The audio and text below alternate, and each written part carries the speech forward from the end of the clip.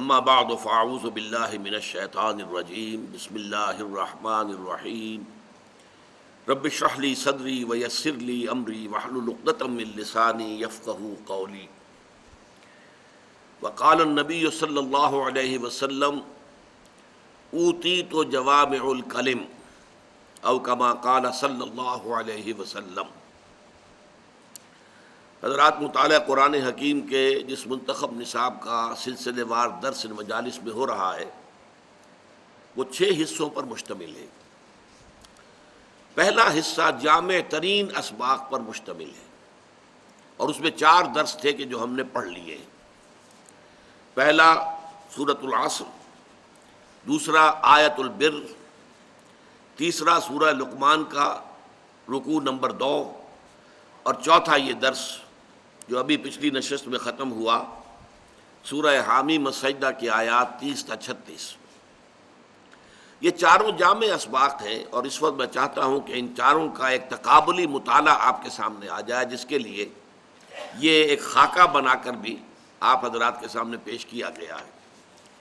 دیکھیے، یہ جو منتخب نصاب ہم نے مرتب کیا ہے، اس کی غرض و غایت کیا ہے؟ ہم مسلمانوں کے تصورات 2 اعتبارات سے بہت محدود ہو گئے۔ اسلام دین ہے، مکمل دین ہے، مکمل نظام زندگی ہے۔ یہ اپنا غلبہ چاہتا ہے۔ جب یہ غالب ہوتا ہے تو دین ہوتا ہے، جب مغلوب ہوتا ہے تو مذہب بن جاتا ہے۔ مذہب اور دین میں فرق کیا ہے؟ مذہب صرف 3 چیزوں پر مشتمل ہوتا ہے۔ کچھ عقائد ہوں گے، کچھ مراسم عبودیت، ریچولز، اور کچھ سوشل فنکشنز، کسٹمز۔ بچہ پیدا ہو تو اس کو کیسے سیریمنی کیا ہونی چاہیے، عقیقہ ہو، بیپٹائز کیا جائے، کیا کیا جائے۔ کوئی مر جائے، ڈیڈ باڈی جو ہے اس کو ڈسپوز آف کیسے کیا جائے، جلایا جائے، دفن کیا جائے، کیا کیا جائے۔ کوئی تہوار منانے ہیں۔ یہ 3 چیزیں جو ہے یہ مذہب ہے۔ دین میں آتا ہے تو مکمل نظام زندگی۔ اسلام میں یہ 3 چیزیں بھی ہیں، عقائد بھی ہیں، ایمانیات ہیں، پھر عبادات ہیں، نماز ہے، روزہ ہے، حج ہے، زکوٰۃ ہے، پھر سوشل کسٹمز ہیں ہمارے۔ بچہ پیدا ہوتا ہے تو عقیقہ کرتے ہیں، شادی ہوتی ہے تو اس کے اپنے لوازم ہیں، نکاح ہے، ولیمہ ہے، پھر کوئی فوت ہو جاتا ہے تو اس کے لیے تکفین ہے، غسل ہے، تکفین ہے، تدفین ہے، دفن کرنا ہے، نماز جنازہ ہے، وغیرہ وغیرہ۔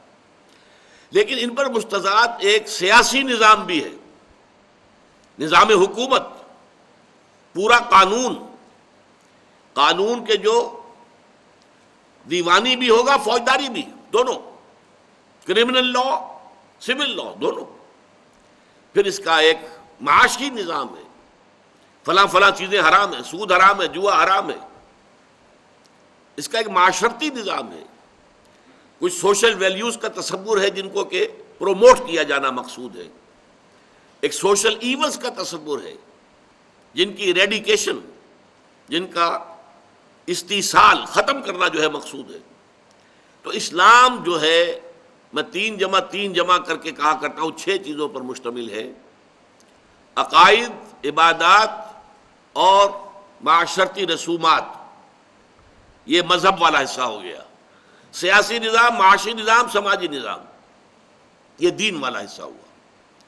بدقسمتی سے ہمارے ذہنوں میں بالعموم جو ہے، عام طور پر اسلام کا تصور صرف ایک مذہب کی حد تک رہ گیا اور ہم اس پر کنٹینٹڈ ہیں۔ بلکہ ہمارے بہت بڑے عالم دین نے انگریز کے دور میں کہا تھا کہ ہمیں کوئی کام ایسا نہیں کرنا چاہیے جس سے کہ ہمارے حکمرانوں کو تشویش ہو، اس لیے کہ انہوں نے ہمیں مذہبی آزادی دے رکھی ہے۔ انہوں نے نماز پڑھنے کی اجازت ہمیں دے رکھی ہے، روزہ رکھنے کی اجازت دے رکھی ہے، عید منانے کی اجازت دے رکھی ہے، ساری اجازتیں ہیں ہمیں، لہذا ہمیں اپنے حکمرانوں کے خلاف کوئی حرکت نہیں کرنی چاہیے۔ جس پر علامہ اقبال نے پھر پھپتی چست کی تھی، ملا کو جو ہے ہند میں سجدے کی اجازت، ناداں یہ سمجھتا ہے کہ اسلام ہے آزاد۔ اسلام کہاں آزاد ہے؟ اسلام کا قانون فوجداری وہ تو یہاں نافذ نہیں ہے، اسلام کا سول قانون وہ تو نافذ نہیں ہے۔ شراب کے یہاں لائسنس ہیں، ٹھیکے ہیں، زنا کے ٹھیکے ہیں، زنا کے اڈے ہیں. یہ اسلامی نظام تو نہیں ہے. تو اس اعتبار سے اس نظام کو ہم ذہناً قبول نہیں کر سکتے. اس کو تو بدلنا، اس کو ختم کرنا، یہ مسلمان کی زندگی کا مقصد ہونا چاہیے. تو ایک تو یہ کہ دین کا تصور صحیح ہو جائے مسلمانوں میں، وہ محدود تصور کہ یہ مذہب ہے یہ ختم ہو جائے، اور یہ تصور واضح ہو جائے کہ یہ مذہب بھی ہے لیکن مذہب کے علاوہ اس میں پورا مکمل نظام زندگی ہے، سیاسی، معاشی، معاشرتی. دی پولیٹیکو سوشو اکنامک سسٹم مکمل جو ہے اسلام کے اندر موجود ہے. نمبر 2، ہمارے ذہنوں میں اور ہمارے عوام کی اکثریت کے ذہنوں میں یہ بات بیٹھ گئی ہے، جب ہم مسلمان ہیں تو ہماری نجات تو لازماً ہو جائے گی، جنت تو ہمارا پیدائشی حق ہے، ہم چاہے زانی ہیں، شرابی ہیں، یہ ہیں وہ ہیں، لیکن تیرے محبوب کی امت میں ہے. جب امت محمد کے اندر ہیں ہم شامل صلی اللہ علیہ وسلم، تو پھر ہماری شفاعت تو ہو جائے گی. امتی امتی، اللہ کے نبی صلی اللہ علیہ وسلم جو ہے کس قدر تشویش میں ہوں گے اپنی امت کے بارے میں. وہ یہ بھول گئے کہ جب انسان یہ کام کر رہا ہے تو امت کے دائرے سے خارج ہو چکا ہے. وہ امتی کہاں رہا؟ وہ تو صرف کہنے کو امتی ہے، حقیقت میں تو امتی نہیں ہے. یہ جو تصور ہے ہمارا، جب تک کہ یہ ٹھیک نہ ہو تو کسی اعلیٰ کام کے لیے، کسی بلند تر کام کے لیے، کسی مشکل تر کام کے لیے، کسی کٹھن تر کام کے لیے آدمی کیوں تیار ہوگا؟ نظام باطل سے ٹکر لینا، اس میں تو خطرات ہیں، جان کا خطرہ ہے، مال کا خطرہ ہے، اور بہت سے اندیشے ہیں، تکالیف آ سکتی ہیں. تو اس سے بہتر ہے کہ جسے پنجابی میں کہتے ہیں نیوی پا کے آدمی زندگی گزار دے. ٹکر کیسے لے گا وہ اگر اسے یہ معلوم نہ ہو کہ ٹکر لینا میرے لیے فرض ہے، لازم ہے؟ یہ ہے در حقیقت وہ چیز کہ جس کے لیے قرآن مجید سے یہ 4 مقامات ہم نے منتخب کیے کہ معلوم ہو جائے کہ اسلام میں جو فرائض اور ذمہ داریاں ہیں وہ صرف نماز روزہ نہیں ہے. حج بیت اللہ کا کر لیا ہو یا ہر سال عمرہ کر رہے ہو، اسی سے بات نہیں بن جائے گی. سوال یہ ہے کہ اس کے ساتھ آپ کے باقی اعمال صالحہ بھی ہیں کہ نہیں. آپ حرام میں ملوث تو نہیں ہیں. کوئی شے جسے اللہ کی کتاب نے حرام قرار دیا ہو، آپ اس میں ملوث تو نہیں. پھر یہ کہ آپ کی زندگی کا رخ کیا ہے؟ آپ باطل کی چاکری کر رہے ہیں، ملازمت کر رہے ہیں، باطل کو پروموٹ کر رہے ہیں، باطل کو سپورٹ کر رہے ہیں. آپ کو معلوم ہے ہمارے ہی خاص طور پر پنجاب سے فوجی گئے تھے جنہوں نے خانہ کعبہ پر بھی گولیاں چلا دی تھی. ہمارے ہاں سے لوگ گئے تھے انگریز کے ساتھ، جنرل ایلنبی کے ساتھ، جنہوں نے بیت المقدس کا قبضہ لے کر دیا ہے انگریزوں کو. اس میں ہمارے فوجی موجود تھے. یہ سب لوگ کیا ہیں؟ ان کا تصور دین کیا ہے؟ یہ جو کچھ ان کا طرز عمل ہے وہ کیا ہے؟ اس کو سمجھانے کے لیے یہ 4 اسباق جو جامع ہیں. چنانچہ آپ کو یاد ہوگا کہ امام رازی رحمۃ اللہ علیہ کا میں نے ایک جملہ اس وقت سورۃ العصر کے دوران پڑھ کے آپ کو سنایا تھا کہ وہ کہتے ہیں اعلم ان ھذا الآیہ فیہا وعید شدید. جب سورۃ العصر کہتی ہے کہ نجات ممکن نہیں ہے جب تک کہ 4 شرطیں پوری نہ کرو، ایمان، عمل صالح، تواصی بالحق، تواصی بالصبر. 4 شرطیں پوری کرو گے تو نجات ہوگی، ورنہ نہیں ہے. والعصر ان الانسان لفی خسر الا الذین آمنوا وعملوا الصالحات وتواصوا بالحق وتواصوا بالصبر. اعلم ان هذه الآیہ فیہا وعید شدید. اس میں بڑی شدید وعید ہے اللہ کی طرف سے. لأن اللہ تعالی حکم بالخسار علی جمیع الناس. اس لیے کہ اللہ تعالیٰ نے تو تمام انسانوں کی تباہی اور بربادی کا فیصلہ کر دیا. الا من کان آتیا بہذہ الاربع الاشیاء الاربعۃ، سوائے ان کے جو ان 4 شرطوں کو پورا کریں. وہی الایمان، پہلے ایمان ہے، والعمل الصالح، دوسرا عمل صالح ہے، وتواصی بالحق، اور تواصی بالحق ہے، وتواصی بالصبر، اور تواصی بالصبر ہے. وَدَلَّ ذَلِكَ، یہ الفاظ ذرا نوٹ کیجئے اور یہ اردو میں بھی آپ کو سمجھ میں آ جائے گا. دلہ دلالت کرنا، وَدَلَّ ذَلِكَ، اس سے دلالت ہوئی اس بات کی طرف، رہنمائی ملی اس بات کی طرف، ان النجات، کہ نجات جو ہے آخرت میں، عذاب الہی سے بچ جانا، چھٹکارا پا جانا، ان النجات معلقۃ بمجموع هذه الاشیاء، کہ نجات جو ہے ان چاروں چیزوں کے مجموعے پر معلق ہے۔ ہمارے ہاں کیا ہے، محض ایمان ہے، ایمان کا بھی صرف زبانی اقرار ہے، دل میں یقین ہے ہی نہیں، اور جنت کے ٹھیکیدار ہیں ہماری تو گویا کہ ریزرویشن ہے جنت کے اندر۔ تو اب اس سے آگے کچھ محنت کرنے کی ضرورت کیا ہے؟ کائکوں کو کھکیڑ مول لینا ہے، حرام سے بچنا، جبکہ حرام کے ذریعے سے، سودی کاروبار کے ذریعے سے، یا اور غلط کاموں کے ذریعے سے، رشوتوں کے ذریعے سے اگر آپ کو دنیا میں عیش مل رہے ہیں، ہر طرح کی تعیشات ہیں، ہر طرح کی آسائش ہیں، تو کیوں چھوڑے آدمی؟ جبکہ جنت تو پھر بھی مل ہی جائے گی۔ یہ بالکل وہ عقیدہ ہے کہ جو یہود کے اندر پیدا ہو گیا تھا۔ وہ کہتے تھے لن تمسنا النار الا ایاما معدودات، اور دوسری مرتبہ پھر آیا ہے لن تمسنا النار الا ایاما معدودہ، ہمیں آگ نہیں چھو سکتی مگر گنتی کے چند دن۔ ہم تو نحن ابناء اللہ واحباؤہ، ہم تو اللہ تعالیٰ کے بیٹوں کے مانند ہیں، اس کے چہیتے ہیں، اس کے لاڈلے ہیں، تو ہمیں اللہ جہنم میں نہیں ڈالے گا۔ اور اگر صرف دوسرے لوگوں کی آنکھوں میں دھول جھونکنے کے لیے ہمیں جہنم میں ڈالا بھی تو فوراً نکال لے گا۔ ایام معدودات، چند دن کے سوا نہیں۔ قل ہاتوا برہانکم ان کنتم صادقین، فرمایا کہ لاؤ نا دلیل، کہیں تورات میں اللہ نے یہ ضمانت تمہیں دی ہے؟ کسی صحیفے میں، کسی نبی کے صحیفے میں یہ بات اللہ تعالیٰ کی طرف سے آئی ہے؟ بتاؤ۔ لیکن ہمارے ہاں بھی یہی ہے، امت مسلمہ میں ہے، مسلمان ہیں، نام مسلمانوں کا سا ہے، مسلمان والدین کے ہاں پیدا ہو گئے ہیں، کبھی بہت خیال ہوا تو کچھ نماز بھی پڑھ لی ہے، روزہ بھی رکھ لیا ہے، اور اس کے اوپر ہم مطمئن ہیں کہ ہمیں جنت مل جائے گی۔ جب تک یہ تصور ختم نہیں ہوگا، جب تک فرائض دینی کا جامع تصور سامنے نہیں آئے گا، اس وقت تک ظاہر بات ہے کہ ہمارے عمل میں کوئی تبدیلی نہیں آ سکتی۔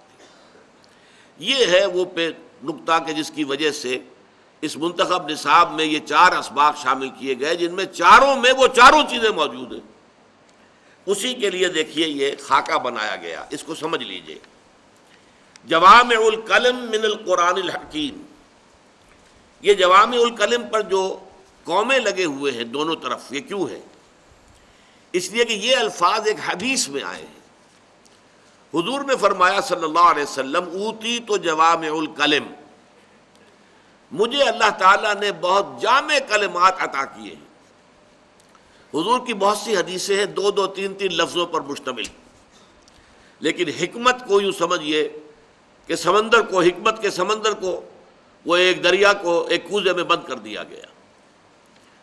تو اس حوالے سے یہ جوامع الکلم، خاص جامع باتیں چند الفاظ کے اندر، اور بہت زیادہ ہدایت اور حکمت اور معرفت، اگر اس کو بند کر دیا جائے تو انہیں کہیں گے جوامع الکلم۔ اور حضور نے خاص طور پر اپنے لیے فرمایا اوتی تو جوامع الکلم۔ یہاں میں نے لکھا ہے من القرآن الحکیم، قرآن مجید کا معاملہ بھی یہ ہے، اس میں ہدایت بہت مفصل بھی ہے، بڑی تفصیل سے ہے، تفصیل سے قوانین کی بحث جب شروع ہوتی ہے، نکاح و طلاق کی بحث شروع ہوتی ہے، کس قدر مفصل۔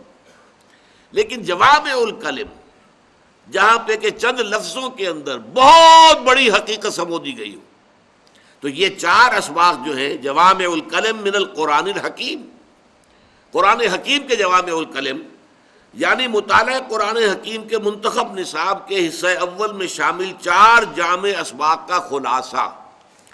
اب اس میں سب سے نیچے دیکھیے لکھا ہوا ہے بیس لائن، افقی قاعدہ۔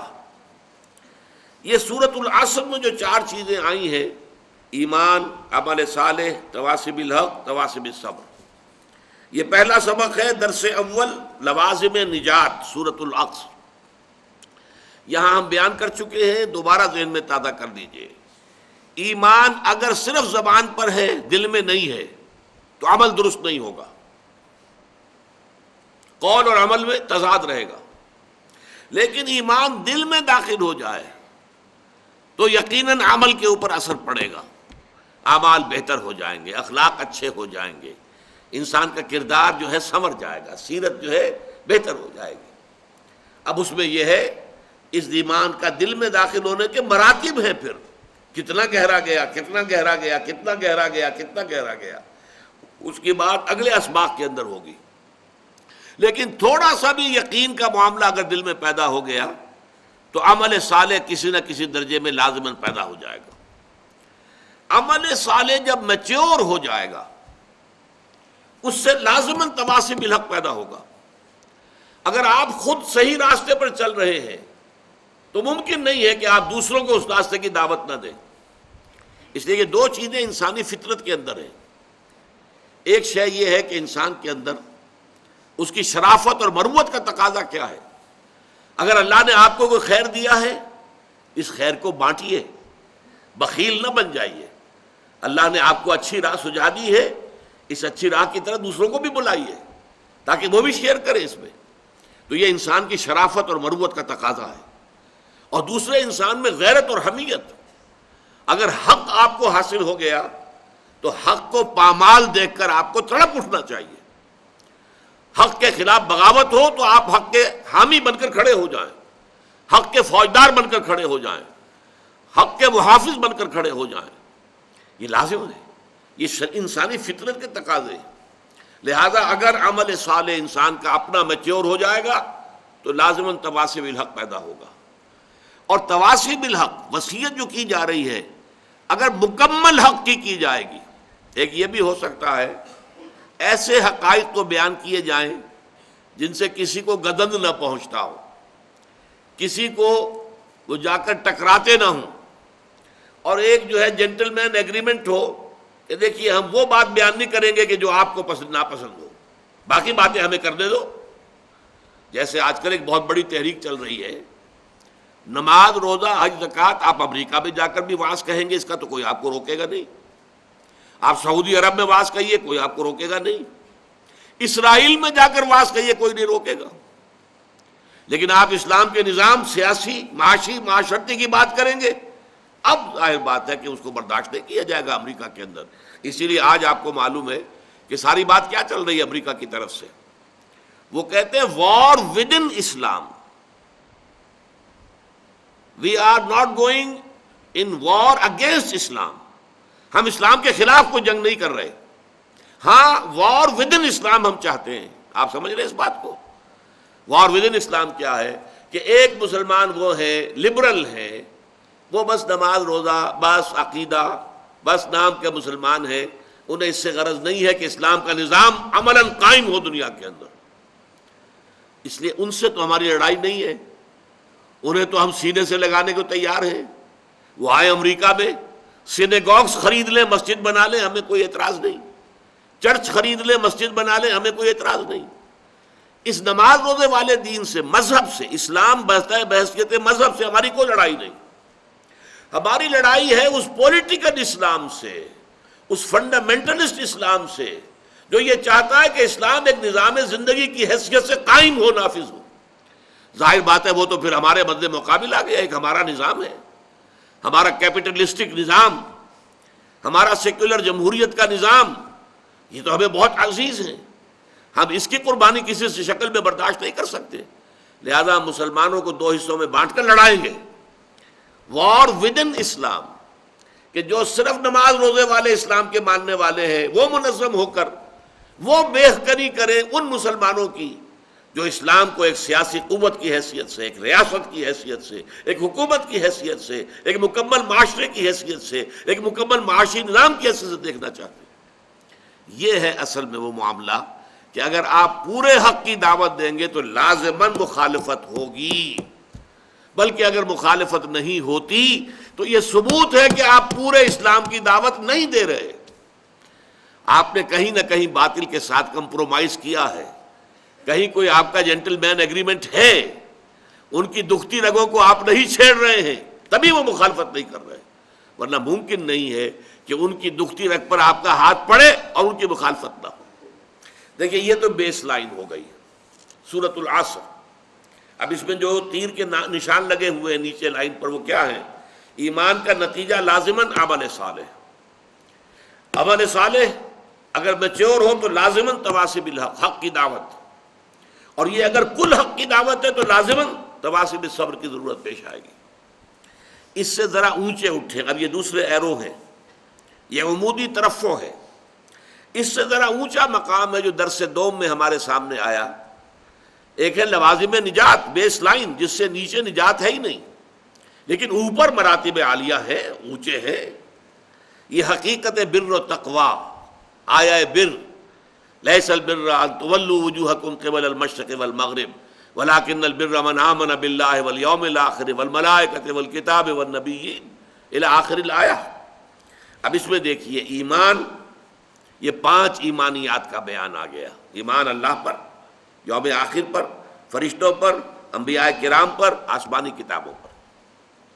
عمل صالح میں انسانی ہمدردی اور خدمت خلق میں مال کا انفاق، عبادات، نماز اور روزہ، التزام، معاملات کے ضمن میں ایفاء عہد. نمبر 3 چیز یہاں پر مقدر ہے، انڈرسٹوڈ ہے، لیکن واضح طور پر بیان نہیں ہوئی. جن لوگوں کا یہ کردار ہے ان کی جنگ اگر ہوگی تو کس لیے ہوگی؟ حق کے لیے ہوگی. آخری چیز صبر، والصابرین فی البأساء والضراء وحین الباس. صبر کرنے والے فقر و فاقہ پر، تکلیف میں، اور سب سے بڑھ کر یہ کہ جنگ کی حالت. اب آئیے تیسرا سبق، اور اونچے اٹھے. یہ ہے مقام عظیمت، حوصلے والی بات، ہمت والی بات. سورہ لقمان کا دوسرا رکوع، اس میں ہم نے کیا پڑھا؟ ایمان کے ضمن میں اللہ کے شکر کا التزام اور شرک سے اجتناب. وَلَقَدْ آتَيْنَا لُقْمَانَ الْحِكْمَةَ أَنِ اشْكُرْ لِلَّهِ، اللہ کا شکر. اور پھر حضرت لقمان نے اپنے بیٹے کو جو پہلی بات کہی، وَإِذْ قَالَ لُقْمَانُ لِابْنِهِ وَهُوَ يَعِظُهُ يَا بُنَيَّ لَا تُشْرِكْ بِاللَّهِ. شکر کا التزام اور شرک سے اجتناب. اعمال کی جزا و سزا کا یقین، بدلہ مل کر رہے گا، انسانی اعمال ضائع نہیں ہوں گے. یا بنی انہا ان تک مثقال حبۃ من خردل فتکن فی صخرۃ او فی السماوات او فی الارض یأت بها اللہ ان اللہ لطیف خبیر. اس سے اوپر پھر اس کے اندر امر بالمعروف اور نہی عن المنکر. اعمال صالحہ کے اندر والدین کے ساتھ حسن سلوک، اتباع اور اطاعت اس کی جو خود اللہ کی جانب رخ کیے ہوئے ہو، اقامت صلاۃ، تکبر اور خود پسندی سے گریز، ولا تصعر خدک للناس ولا تمشی فی الارض مرحا. یہ ساری چیزیں آ گئیں. اور یہاں اب تواصی بالحق کے ضمن میں ایک نئی اصطلاح آئی، امر بالمعروف اور نہی عن المنکر. یہ اصطلاح پھر قرآن مجید میں بکثرت آئی ہے، 10 مرتبہ آئی ہے. امت کا مقصد وجود اسی اصطلاح کے حوالے سے بیان ہوا. کنتم خیر امت اخرجت للناس تأمرون بالمعروف وتنہون عن المنکر وتؤمنون باللہ. ان 4 اسباق کا فائدہ یہ ہے کہ قرآن مجید کی بیسک ٹرمینالوجی سے یہاں انسان واقف ہو جاتا ہے. سورہ آل عمران کی آیت نمبر 110 میں نے ابھی آپ کو سنائی، کنتم خیر امت اخرجت للناس. اے مسلمانوں، اب تم وہ بہترین امت ہو گئے ہو جو لوگوں کے لیے برپا کیے گئے ہو. دوسری قومیں اپنے لیے جیتی ہیں، اپنی بلندی، اپنی عزت، اپنی شان و شوکت، اپنے ہاں بہتر سے بہتر حالات پیدا کرنا، یہ ان کا مقصود ہے. تمہارا مقصود ہے لوگوں کو نیکی کا حکم دینا، بدی سے روکنا. ہم تو جیتے ہیں کہ دنیا میں تیرا نام رہے. کہیں ممکن ہے کہ ساقی نہ رہے، جام رہے. تمہیں دوسروں کے لیے کام کرنا ہے. کنتم خیر امت اخرجت للناس تأمرون بالمعروف وتنہون عن المنکر وتؤمنون باللہ. اور اگر پوری امت بھول جائے اپنے سبق کو تو کچھ لوگ تو ہوش میں آئیں، جاگیں، مل جل کر ایک امہ ودن امہ، بڑی امت کے اندر چھوٹی امت بن جائیں. وَلْتَكُن مِّنكُمْ أُمَّةٌ يَدْعُونَ إِلَى الْخَيْرِ وَيَأْمُرُونَ بِالْمَعْرُوفِ وَيَنْهَوْنَ عَنِ الْمُنكَرِ وَأُولَٰئِكَ هُمُ الْمُفْلِحُونَ. تم میں سے ایک امت تو ایسی ہونی ہی چاہیے جن کے کام ہی صرف 3 ہوں: خیر کی دعوت دینا، نیکی کا حکم دینا، بدی سے روکنا.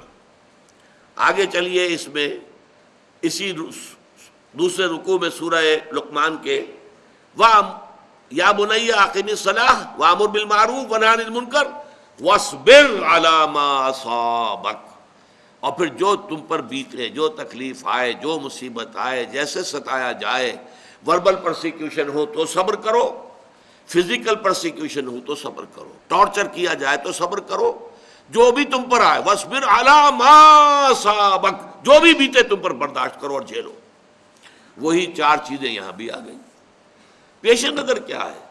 یہ تصور پختہ ہو جائے کہ نجات کا راستہ یہ ہے، ایمان، عمل صالح، تواصی بالحق، تواصی بالصبر۔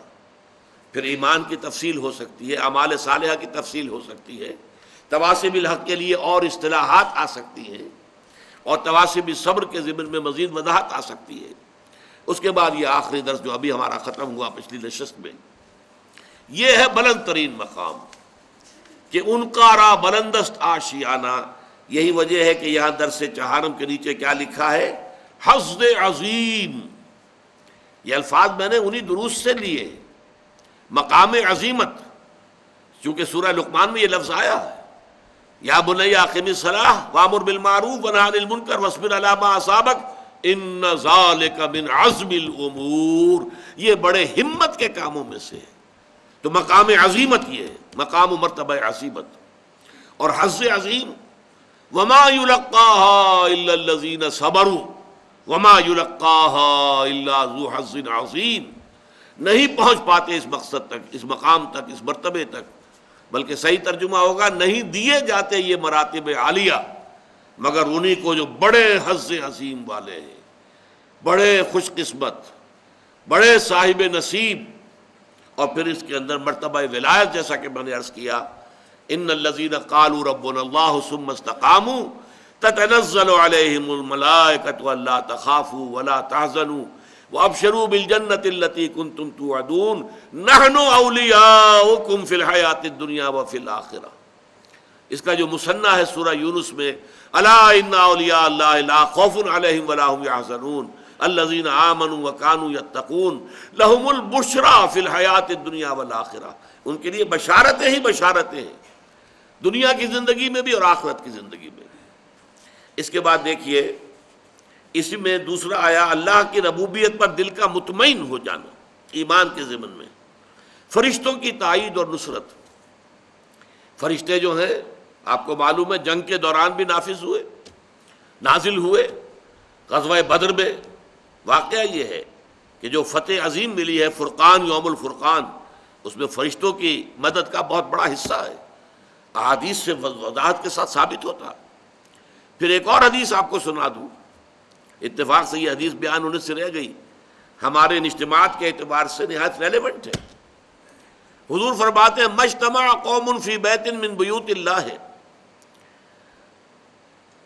یتلون کتاب اللہ ویتدارسونہ بینہم الا نزلت علیہم السکینہ وحفتہم الملائکہ وذکرہم اللہ فی من عندہ۔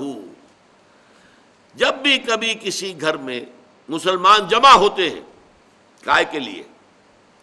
یتلون کتاب اللہ ویتدارسونہ بینہم، اللہ کی کتاب کو پڑھنے کے لیے اور آپس میں سمجھنے سمجھانے کے لیے۔ یتدارسون، مجتمع قوم فی بیت من بیوت اللہ، نہیں جمع ہوتے کچھ لوگ اللہ کے گھروں میں سے کسی گھر میں۔ تو ایک تو مطلب یہ لیا گیا کہ مساجد مراد ہے، مسجد میں جب بھی مسلمان جمع ہوں اور وہ قرآن پڑھیں اور ایک دوسرے کو سمجھیں اور سمجھائیں۔ لیکن ایک رائے یہ بھی ہے کہ جس گھر میں بھی یہ کام ہو، اس حدیث میں جو خبر دی گئی ہے وہ ان سب کے لیے، محدثین نے اس کی شرح کی ہے۔ مجتمع قوم فی بیت من بیوت اللہ یتلون کتاب اللہ ویتدارسونہ بینہم الا نزلت علیہم السکینۃ وحفتہم الملائکۃ وذکرہم اللہ فی من عندہ، مگر یہ کہ ان پر سکینت نازل ہوتی ہے اللہ کی طرف سے، اور اللہ کی رحمت انہیں ڈھانپ لیتی ہے، اور فرشتے ان کے گرد گھیرا ڈال لیتے ہیں، اور اللہ تعالیٰ ان کا ذکر کرتا ہے ملائکہ مقربین کی محفل میں۔ دیکھو میرے بندے، جنہوں نے مجھے دیکھا نہیں ہے، مجھ پر غیب میں ایمان رکھتے ہیں، اور میری کتاب سے یہ محبت اور عشق ہے کہ اس وقت وہ فلاں جگہ پر جمع ہو کر، صرف اس لیے، کوئی اور غرض نہیں۔ آپ سوچئے، آپ کے یہاں آنے کی کوئی اور غرض ہے؟ کیا یہ کوئی کسی پولیٹیکل پارٹی کا جلسہ ہے؟ کیا یہ کسی الیکشن کی تمہید ہے؟ کیا کسی اور اعتبار سے کسی فرقے واریت کی بات ہے؟ کسی فرقے کو کنڈم کرنا مقصود ہے یا کسی خاص فرقے کی طرف دعوت دینا مقصود؟ قطعاً نہیں. ایک ہی مقصد، اللہ کی کتاب کو سمجھیں. تو جو لوگ بھی اس کے لیے یتلون کتاب اللہ و یتدارسونہ بینہم، اس مقصد کے لیے جمع ہوتے ہیں، ان پر اللہ تعالیٰ کی رحمت جو ہے انہیں ڈھانپ لیتی ہے، سکینت ان پر نازل ہوتی ہے، فرشتے ان کے گرد گھیرا ڈالتے ہیں، اور اللہ تعالیٰ ذکر کرتا ہے ملائکہ مقربین کی محفل میں کہ دیکھو میرے بندے میری کتاب کا مطالعہ کرنے کے لیے میرے فلاں مقام پر جمع ہیں. تو یہ ہے فرشتوں کی تائید. آخرت اور جنت کی نعمتوں کا یقین. لکم فیہا ما تشتہی انفسکم ولکم فیہا ما تدعون. پھر یہ کہ اللہ تعالیٰ کی صفات غفور، رحیم، سمیع اور علیم. اس کے بعد جو اس میں آیا تھا لفظ استقامت، جس کے بارے میں میں نے عرض کیا تھا کہ اس استقامت کے اندر قیامت مضمر ہے. کہہ دینا میرا رب اللہ ہے، اس پر استقامت کے معنی کیا ہوں گے؟ اب اللہ کا ہر حکم واجب التنفیذ، واجب التعمیل، واجب الاطاعت، ورنہ استقامت کہاں ہوئی؟ من رضی باللہ ربا وبمحمد رسولا وبالاسلام دینا، جو شخص راضی ہو گیا، جس کا دل ٹھک گیا کہ اللہ میرا رب ہے، محمد میرے رسول ہیں اور اسلام میرا دین ہے. اگر یہ کیفیت ہو گئی ہے تو اب محمد کا، اللہ کا، اسلام کا، قرآن کا کوئی حکم ایسا نہ ہو کہ جسے پسے پوچھ ڈال دیا جائے. یہ استقامت، اطاعت سب سے پہلے. پھر ایک استقامت باطنی ہے، اللہ کی رضا پر راضی رہنا. جو کچھ ہو رہا ہے اللہ کی مرضی سے ہو رہا ہے. ہمارے والد صاحب ایک واقعہ سنایا کرتے تھے. یہ غالباً 1919 میں پلیگ بہت بڑی پھیلی تھی، اور ایک تھے اللہ کے بندے، ولی اللہ، صوفی، وہ صوفیاء کرام میں سے حصار میں عبدالصمد خان صاحب، جنہیں حضور جی کہا جاتا تھا. وہ پھر پاکستان میں بھی آ گئے تھے. یہ جو مسجد ہے انارکلی کے چوک میں، مسلم مسجد، اس کا سنگ بنیاد انہی کا رکھا ہوا ہے. وہ حضرت جی، ان کے 2 جوان بیٹے تھے، ایک ہی دن میں دونوں فوت. انتہائی خوبصورت.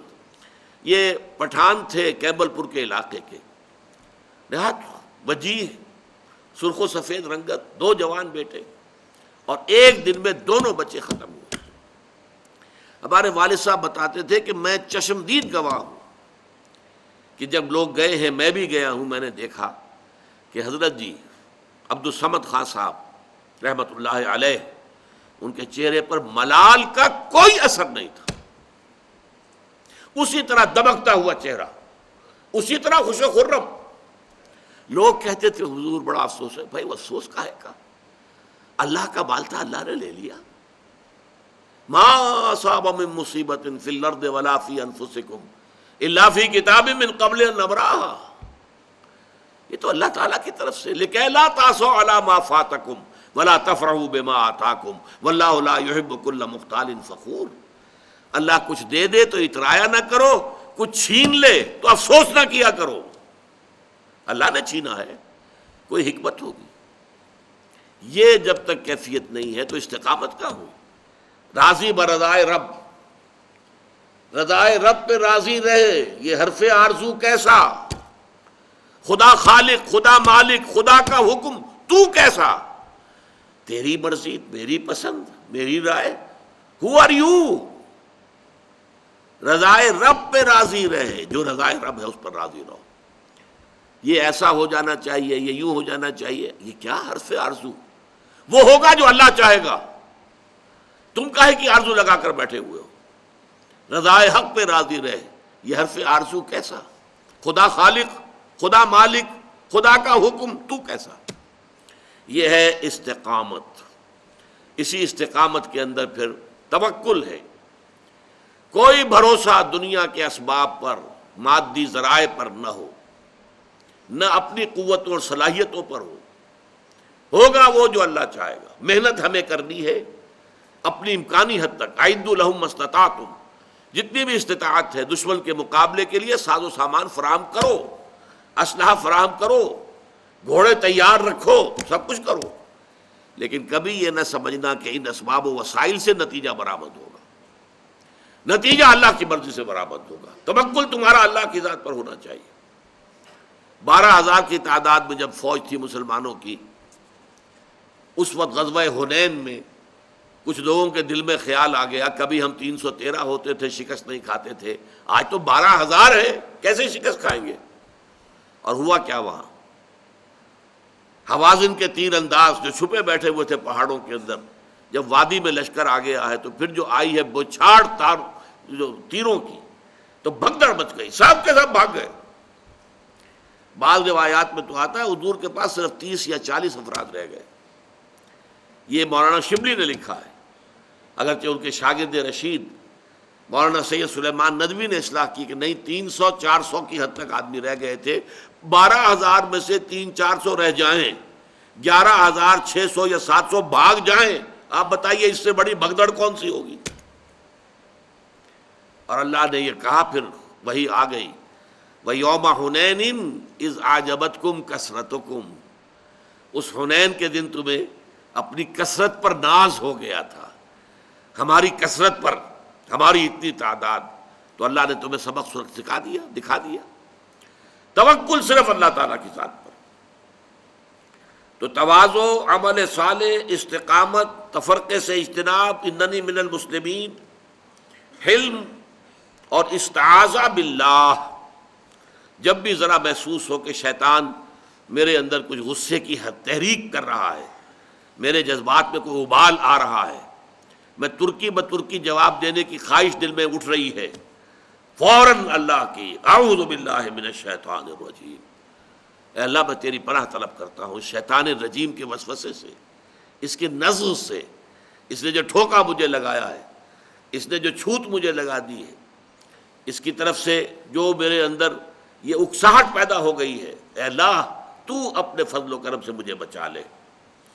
اور صبر کی معراج، یہ اس رکوع میں جو آئی تھی، وہاں آیا ادفع باللتی ہی احسن، یہ صبر کی معراج ہے. پتھراؤ ہو تم پھول پیش کرو، گالیاں دی جائیں تم دعائیں دو. فَإِذَا الَّذِي بَيْنَكَ وَبَيْنَهُ عَدَاوَةٌ كَأَنَّهُ وَلِيٌّ حَمِيمٌ.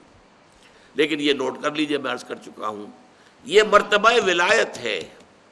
ہمارے صوفیاء کرام اولیاء اللہ، ان کا در حقیقت یہی مزاج تھا جو اس درس کے اندر سامنے آتا ہے. لیکن چونکہ انہوں نے اقامت دین کی جد و جہد نہیں کی. شیخ معین الدین اجمیری یہاں آئے، دین کی تبلیغ کی ہے، اللہ کی طرف بلایا ہے. 90,000 ہندو محض ان کے ہاتھ پر حق دست حق پرست پر ایمان لایا، 90,000. لیکن اللہ کا نظام قائم کرنے کی کوشش نہیں کی، لہذا وہ دوسرا رنگ نظر نہیں آئے گا جو صحابہ کرام کی زندگیوں میں دوسرا رنگ بھی ہے. وہ اللہ کے ولی بھی تھے، لیکن پھر اللہ کے سپاہی بھی تھے. انہوں نے لوگوں کو قتل بھی کیا ہے. آخر جو 70 مارے گئے جو غزوہ بدر میں، تو صحابہ نے قتل کیا، فرشتوں نے کیا، چلیے صحابہ نے کیا.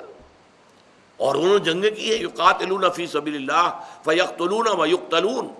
وہ اللہ کی راہ میں جنگ کرتے ہیں، قتل کرتے بھی ہیں، قتل ہوتے بھی ہیں.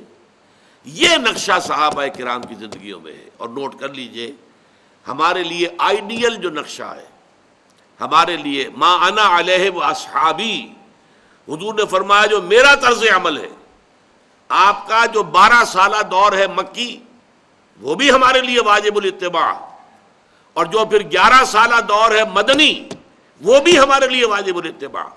آپ کی پوری شخصیت ہمارے لیے واجب الاتباع ہے. اور اسی رنگ میں ہم دیکھتے ہیں کہ صحابہ کرام رنگے ہوئے.